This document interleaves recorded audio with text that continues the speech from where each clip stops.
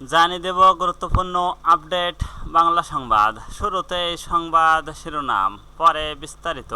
সিরাজগঞ্জে microbus autorickshaw সংঘর্ষে নিহত 5।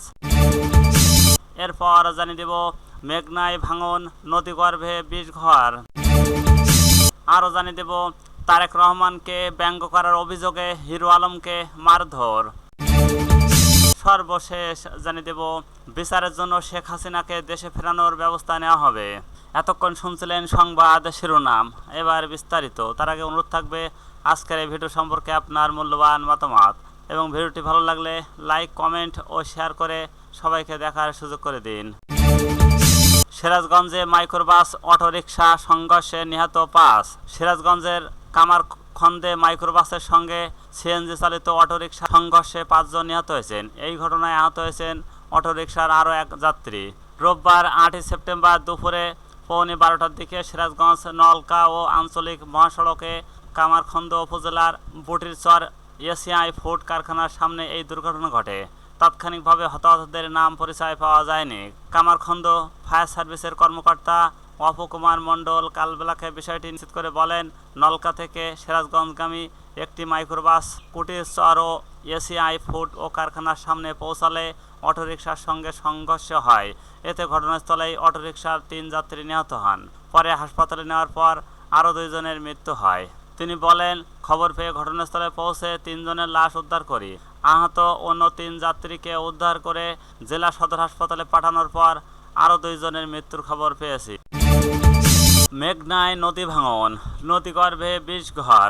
কিশোরগঞ্জের ভৈরবের মেঘনায় নদীর ডিপুঘাট ও এলাকায় হঠাৎ ভাঙনের 100 মিটার ভূমির প্রায় 20টি ঘর, যমুনা অয়েল কোম্পানির একাংশ, বেশ কিছু স্থাপনা নদীগর্ভে বিলীন হয়েছে।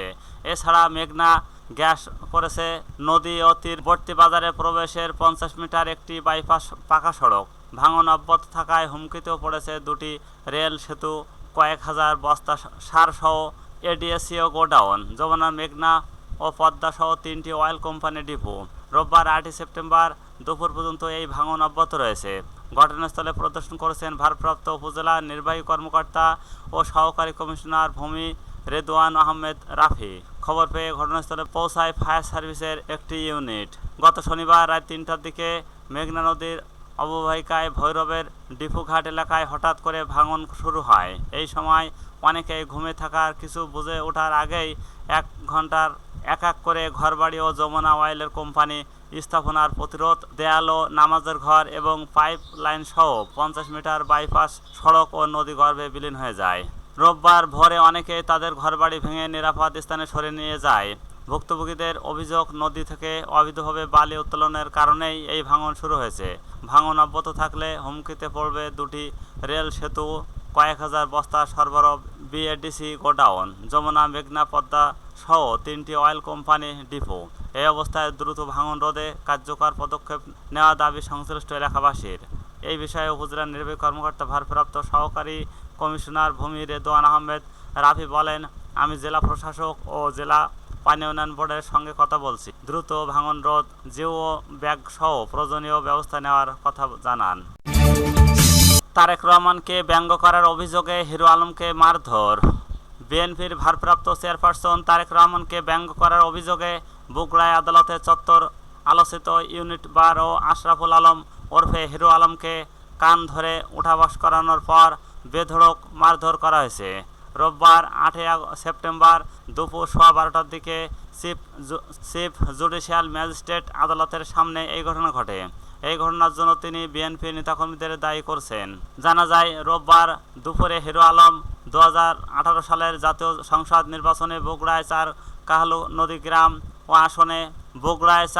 কাহালু নন্দীগ্রাম আসনে প্রচারণার সময় মারধর ও 2023 সালের 1 ফেব্রুয়ারি একই আসনে উপনির্বাচনে কারচুপির অভিযোগে এনে মামলা দায়ের করেন। মামলায় ওবায়দুল কাদের, বগুড়ায় 4 আসনের সাবেক সংসদ সদস্য রেজাউল করিম তানসেন ও সাবেক প্রধান নির্বাচন কমিশনার কাজী হাবিবুল আওয়াল সহ 39 জনকে আসামি করা হয়। মামলার দায়ের করার পর আদালত চত্বরে হিরো আলম সাংবাদিকদের সঙ্গে মামলার বিষয়ে কথা বলার প্রস্তুতি নেন। এমন সময় কয়েকজন যুবক তারেক রহমানকে নিয়ে কটূক্তি করার অভিযোগ এনে হিরো আলমের উপর অতর্কিত হামলা চালায়। প্রথমে তারা হিরো আলমকে কান ধরে উঠবোস করিয়ে ক্ষমা চাওয়ার পরে তারা সড়কে নিয়ে এসে বেধড়ক মারধর করেন। বিচারের জন্য শেখ হাসিনাকে দেশে ফেরানোর ব্যবস্থা নেওয়া হবে।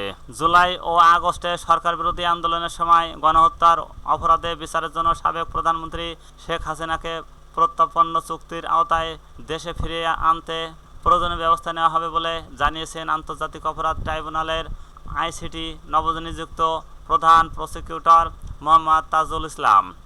রোববার 8 সেপ্টেম্বর ঢাকার আইসিটি চত্বরে গণমাধ্যমকে তিনি এই কথা বলেন। তাজুল ইসলাম বলেন, পুনরায় কাজ শুরু করার পর গণহত্যা, মানবাধিকার বিরোধী ও অপরাধের মামলায় শেখ হাসিনা সহ পলাতক আসামিদের বিরুদ্ধে গ্রেপ্তারি পরোয়ানা জারির জন্য আমরা আন্তর্জাতিক অপরাধ ট্রাইব্যুনালে আবেদন করব। অভিযুক্তদের বিরুদ্ধে সারা দেশে থেকে তথ্য, নথি ও প্রমাণ সংগ্রহ করতে হবে। উল্লেখ করে তিনি বলেন, সেগুলো সংকলন করতে হবে, পরীক্ষা করতে হবে এবং ট্রাইব্যুনালের সামনে সঠিকভাবে উপস্থাপনা করতে হবে। এটা অত্যন্ত চ্যালেঞ্জিং এবং বিশাল কাজ। আন্তর্জাতিক অপরাধ ট্রাইব্যুনাল এবং এর তদন্তমূলকে নতুন বিচারক ও তদন্তকারী নিয়োগের মাধ্যমে পুনর্গঠন করতে হবে বলেও উল্লেখ করেন আইসিটির নবনিযুক্ত প্রধান প্রসিকিউটর। তিনি বলেন, কারণ আগের বিচারক, প্রসিকিউশন টিম এবং বিগত সরকারের নিযুক্ত তদন্ত সংস্থা দেশে অন্তর্বর্তীকালীন সরকার গঠনের পর পদত্যাগ করেছে।